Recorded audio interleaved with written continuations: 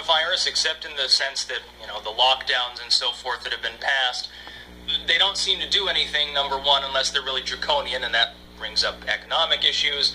And they're being used by, I believe, authoritarian groups to snuff out protests and demonstrations of other kinds. Because, again, if you incentivize the use of a pandemic for a government, which is a tin-horn dictatorship or something, to be able to tell people you can't assemble for public health reasons, they're going to take that opportunity.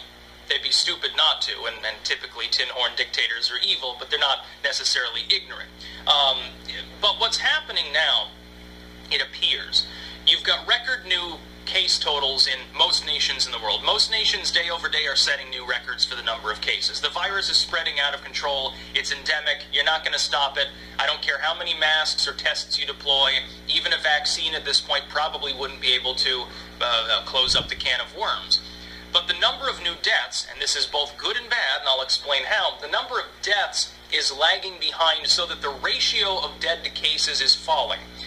There are two things responsible for this. The first is that more tests are being deployed. That is, people with mild symptoms or no symptoms are coming back positive. This is dragging the number up, but the thing is, that doesn't mean an increase in cases so much as you simply weren't counting as many cases before.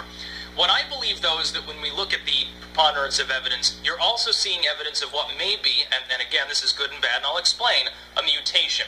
That is, what happens when you apply a quarantine, which slows down the spread of a virus, but does not stop it, is that you have just applied pressure. Natural selection begins to take hold. Viruses replicate, and they sometimes mutate. What you've incentivized is a mutant that is less symptomatic, less deadly, which is the good part, less likely to be detected. And it can spread much more easily because, in quarantine conditions, of course, that virus is less dangerous, in the sense of killing fewer people. It's able to spread in the person's body and potentially to other people from it longer before they get detected, even if they become symptomatic. If you have asymptomatic cases that are still able to be transmitted at a high enough level, that's good for evolution. The bad news is that if the virus has mutated in that sense, while the death rate per case is lower, which is what we're observing, and that could be the reason why, and I'm not claiming that it is, because it could just be new testing. I just think that it's disproportionate to the massive increase in cases. If that is the case, it means that it will spread further, faster. ICUs now are achieving capacity. There are now hospitals in the world, unfortunately, that are near capacity. This has finally happened. It didn't happen with the first wave. The good thing, though, is that if we don't overreact, we develop treatments. There are some that are at least reasonably accepted by science for people that are more sick. We'll get through it. The good news is that the virus may spread well enough so that it wipes itself out. It may exhaust its host reservoir like the Spanish flu did. The problem is, in order for it to do that, it's going to have to infect virtually the whole world. That means you could lose 3 or 4% of the world population. Now, it'll be disproportionately the elderly and the sick, but most people know an elderly or sick person. And unfortunately, most people know more than 15, 20 people. There's going to be a lot of cadavers, unfortunately, because of that, if the mutation theory is true. And I happen to believe that that's probably the best fit. Again, new testing is taken hold, but not at that rate, and not universally. The problem is we're seeing those new case totals virtually worldwide.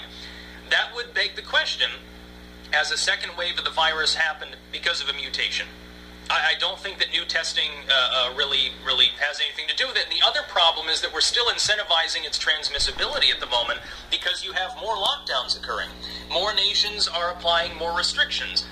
Evolution will take hold, and the virus will attempt, not consciously, of course, but through the process of natural selection, through mutation and the shifting in its genetic structure, it will, in the proverbial sense, attempt to become less visible, less likely to be tested for, less likely to be hit with, antivirals or hydroxychloroquine or whatever, Regeneron, less likely to be treated, less likely to result in that person being quarantined.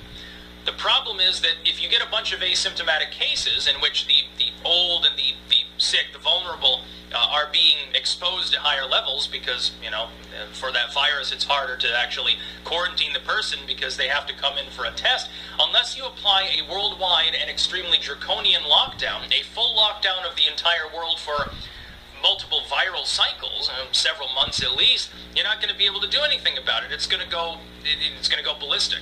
You'll have hundreds of thousands of new cases in some nations every single day until the virus burns its host reservoir out. The other problem is this, and this is going to become the thorn in the side of trying to fight the pandemic. It's flu season now. It's winter now in the northern hemisphere and in the most populated regions of the earth. It's now cold and flu season. Flu can cause a false positive, and that, of course, is another thing that I'm sure is contributing to these increased numbers. The good thing is fewer people are dying, and it'll be a really easy flu season, by the way, apparently. Fewer people are dying as a ratio. More people are dying as an absolute number. The problem is, let's say that the virus mutates, it's only 1% deadly now. Well, still, how many people is 1% of the world's population? I'm not exactly sure what the world population is at the moment. I'd have to look that up. It used to be like, when I was a kid, I think it was like pushing 6 billion. Now isn't it 7 or 8 or something? I don't even know. I'm not hip to that anymore. It's been a while since I took ecology at UVM back in, 2007 and 8, stuff like that. That was high, so, at the time I wasn't exactly retaining as much of the info long term. This will, unfortunately, it will kill a lot of people.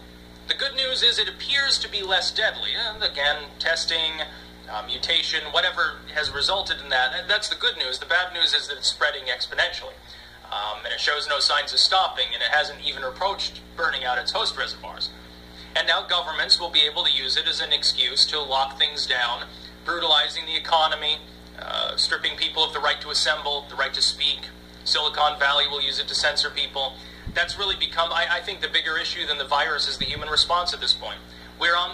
Again, if enough countries pass enough lockdowns, we'll have a Great Depression. And unfortunately, it's not even up to any individual nation because of the globalized nature of trade and the relations between nations, travel, trade, and so forth. A nation, let's say that a nation doesn't lock down and everything's fine, but it needs lots and lots of oil from another country, and then the oil exporter shuts down all trade and travel and won't export oil to them, their economy gets fucked too.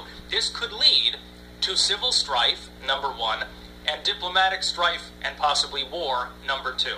This could lead to a world war scenario. It's not likely. Hopefully cooler heads prevail, including cooler heads saying, why bother locking down when the virus has clearly gone exponential and viral? But there's no guarantee of that, unfortunately. That's about all. Peace out.